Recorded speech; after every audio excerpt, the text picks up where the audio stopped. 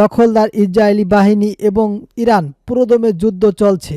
জানিয়ে দেব হাতে থাকা সর্বশেষ আপডেট আন্তর্জাতিক সংবাদ। প্রথমেই সংবাদ শিরোনাম। খামেনিকে মুসলিম বিশ্বের সঙ্গে যুদ্ধ ঘোষণা করলেন ইরানের প্রেসিডেন্ট মাসুদ পেজিশকিয়ান। আরও জানিয়ে দিব ইরানের নতুন নেতা সর্বোচ্চ নেতা কে কে জানা গেল। এরপর জানিয়ে দিব ইরানে হামলায় প্রতিবাদ যুক্তরাষ্ট্র জুড়ে বিক্ষোভ শুরু। আরও জানিয়ে দিব ইরানের হামলায় 3 মার্কিন সেনা নিহত। সর্বশেষ জানিয়ে দিব ইরানের আঘাতে ইসরায়েলে লাফিয়ে বেড়াচ্ছে নিহতর সংখ্যা। শুনছিলেন সংবাদ শিরোনাম, এবার শুনুন বিস্তারিত। তার আগে অনুরোধ থাকবে আমাদের ভিডিওটা যদি ভালো লাগে থাকে অবশ্যই লাইক কমেন্ট শেয়ার করে দিবেন। খামেনিকে হত্যা মুসলিম বিশ্বের সঙ্গে যুদ্ধ ঘোষণা বললেন ইরানের প্রেসিডেন্ট মাসুদ পেজিশকিয়ান। এবার শুন বিস্তারিত। ইরানের সর্বোচ্চ নেতা আয়াতুল্লাহ খামেনিকে হত্যা করেছে যুক্তরাষ্ট্র ও ইসরায়েল। এর প্রতিবাদে কঠোর প্রতিশোধ নেওয়ার ঘোষণা দিয়েছে ইসরায়েল ইসলামিক প্রজাতন্ত্র। একই সঙ্গে এই হত্যাকাণ্ড মুসলিম বিশ্বের সঙ্গে যুদ্ধ ঘোষণা বলে মন্তব্য করেছেন দেশটির প্রেসিডেন্ট মাসুদ পেজিশকিয়ান। রোববার 1 মার্চ ইরানের প্রেসিডেন্ট বলেন, যুক্তরাষ্ট্র ও ইসরায়েলি হামলায় সর্বোচ্চ নেতা খামেনির হত্যাকাণ্ড ছিল মুসলিমদের বিরুদ্ধে যুদ্ধ ঘোষণা। রাষ্ট্রীয় টেলিভিশনে প্রচারিত এক বিবৃতিতে পেজিশকিয়ান বলেন, ইসলামিক রিপাবলিক ইরানের সর্বোচ্চ নেতা, রাজনীতিক ও কর্তৃপক্ষ ও বিশ্বজুড়ে শিয়া মতাদর্শের একজন বিশিষ্ট নেতার এই হত্যাকাণ্ড বিশ্বের সব প্রান্তের মুসলিম ও বিশেষ করে শিয়াদের বিরুদ্ধে একটি প্রকাশ্য যুদ্ধ ঘোষণা হিসেবে গণ্য হচ্ছে। পেজিশকিয়ান আরও বলেন, সর্বোচ্চ নেতার হত্যার প্রতিশোধ নেওয়া ইসলামিক ও রিপাবলিকের একটি অধিকার এবং বাধ্যবাধকতা। তিনি বলেন ইসলামিক রিপাবলিক অফ ইরান ঐতিহাসিক অপরাধের পরিকল্পনাকারী এবং হতাহতের বিরুদ্ধে প্রতিশোধ নেওয়াকে তার বৈধতা ও কর্তব্য মনে করেন। সূত্র আরব নিউজ। ইরানের নতুন 3 সর্বোচ্চ নেতা কে কে জানা গেল। এবার শুনুন বিস্তারিত।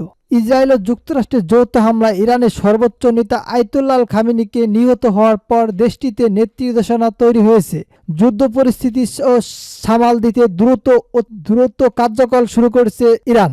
এতে করে নতুন করে 3 সদস্য তৈরি হচ্ছে। 3 সদস্যের মধ্যে কাউন্সিল ও ইসলামিক পর্যন্তের সর্বোচ্চ নেতা তারই দেশের প্রতিরক্ষা ঠিক করবেন। কাউন্সিলে স্থাপনা পাওয়া ব্যক্তিকে হলেন দেশটির প্রেসিডেন্ট মাসুদ পেজিশকিয়ান ও সুপ্রিম কোর্টের প্রধান বিচারপতি ও গোলাম হুসাইন ও মুসাহিন এজি, দেশটির গার্ডিয়ান ও কাউন্সিলের সদস্য প্রত্যহ খান ও আলেম আয়াতুল্লাহ খামেনির হত্যাকাণ্ডের ও পরিসংখ্যান ও রূপরেখা অনুযায়ী নেতৃত্ব দেশ পরিচালনার দায়িত্ব পালনের জন্য রোববার 1 মার্চ 3 সদস্যের এই পরিষদ গঠনের ঘোষণা দিয়েছে ইরান। ইরানের কাউন্সিলের মুখপাত্র মোসাহেন ও দেন দুহানবিয়াক্সের এক পোস্টে জানানো যায়, যত দ্রুত সম্ভব একজন স্থানীয় নেতা নির্বাচনের প্রতিক্রিয়া চলমান ও নেতৃত্বের ধারাবাহিকভাবে নিশ্চিত করতে পরিষদ আরিফ তাদের ধর্মীয় ও প্রতিনিধি হিসেবে নির্বাচন করেছে। ইরানের সংবিধানের 111 অনুচ্ছেদ অনুযায়ী খামেনিকে দীর্ঘ 37 বছর শাসনের পর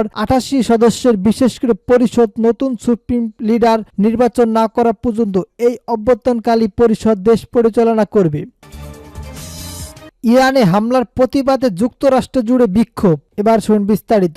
যুক্তরাষ্ট্র ও ইসরায়েল যৌথভাবে ইরানে হামলা করেছে। এতে দেশটির সর্বোচ্চ নেতা আয়াতুল্লাহ খামেনিকে সাবেক প্রেসিডেন্ট মোহাম্মদ আমিউদ এবং অত্যন্ত 90টি শিশুসহ শতাধিক প্রাণহানি ঘটেছে। এই অগ্রসরে প্রতিবাদ জানিয়েছে যুক্তরাষ্ট্রের বিক্ষোভ শুরু হয়েছে। বিবিসির এক প্রতিবেদনে বলা হয়, দেশটির বিভিন্ন শহরে রাস্তায় নেমে এসেছেন প্রতিবাদ ও নাগরিকরা। তারা ইরানের পতাকা ও যুদ্ধবিরতির নানান স্লোগান ও সংগঠিত পতাকা ও ব্যানারও হাতে তুলে বিক্ষোভ করেছেন। রবিবার 1 মার্চ সকালে ইরান জুড়ে যুক্তরাষ্ট্র ও ইসরায়েল একযোগে সামরিক হামলা শুরু করে এবং প্রতিরোধ ও ইরান মধ্যপ্রাচ্য জুড়ে পাল্টাপাল্টি হামলা ও দুবাই, দোহা, মধ্যপ্রাচ্য জুড়ে পাল্টা হামলা চালায়। দুবাই, দোহা, বাহরাইন ও কুয়েতের মতো অঞ্চলগুলোতে যেখানে মার্কিন সামরিক ঘাঁটি আছে বা যারা যুক্তরাষ্ট্রের মন্ত্রী, সেখানে ইরানের পক্ষ থেকে হামলা চালানোর খবর পাওয়া গেছে। যুক্তরাষ্ট্রে ফিলিস্তিনি যুব আন্দোলন ও ডেমোক্রেট ও টেলিভিশনে